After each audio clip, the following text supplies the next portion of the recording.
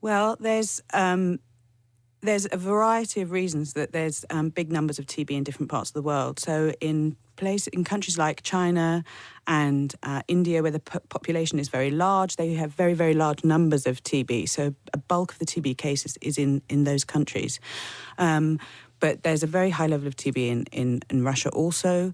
But in Africa, the really worrying thing is the rate of TB. So the population is not so high, but the percentage of people who are suffering from TB is much higher. And who is most at risk here? Well, it's really a disease that's linked with poverty. So it's people who have often complex issues going on. So there may be, often it's people who are not necessarily in very good jobs, not very well educated necessarily, with poor access in general to a good social standard of living. So it's really about, I mean, on a bigger picture, we won't really see a big change until we see a change in standard of living in these places. But obviously we also have programs, and there are ways that we can manage the disease. Is this a disease that affects everybody, children, men and women, or is it particularly focused on certain groups?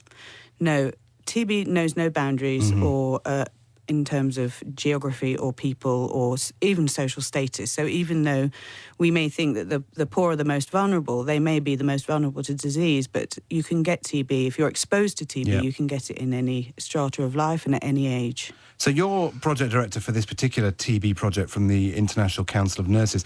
What exactly do you do? What does this project do, and how important are nurses in the fight against TB? Well, nurses are absolutely crucial in the fight against TB because they're really the glue between the patient and the service they need to access for diagnosis and treatment. So I have the great pleasure of working with nurses from across the world. I was a TB nurse myself. I started in 1993.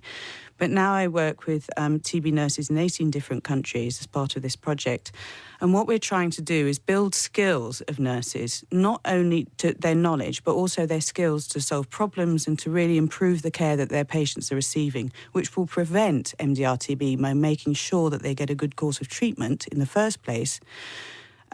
And also to make sure that MDR-TB is properly recognised, diagnosed and managed. So this particular project concentrates a lot on training new nurses to deal with TB. Well, we do two things. The bulk of the work we do is actually working with nurses who are directly involved with TB. So in the 18 countries we've been working in so far, we've trained over 1,500 nurses who are expert in TB, working in TB, and they've then cascaded the information according to what's needed locally to other nurses, to colleagues, to medics, to members of the general public, to cleaners, to drivers, whoever.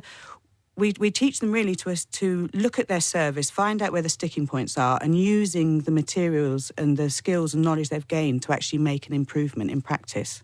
And are you worried about this figure that the WHO came out with this week, that $1.6 billion more of international funding is needed to fight TB?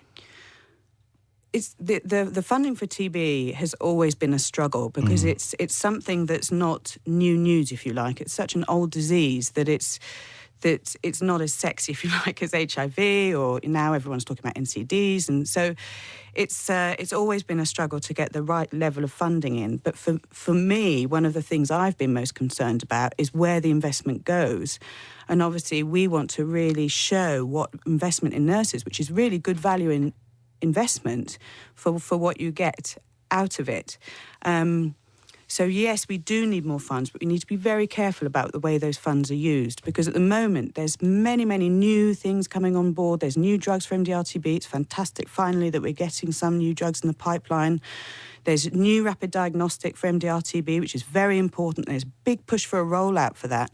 But without the care that people need to access services and the knowledgeable sort of frontline health professionals who can recognise TB symptoms, recognise people who might have MDR-TB, direct them to diagnosis, support them through diagnosis, and then once diagnosed, support them through treatment, those tools will not make the difference that they could make, which would be phenomenal.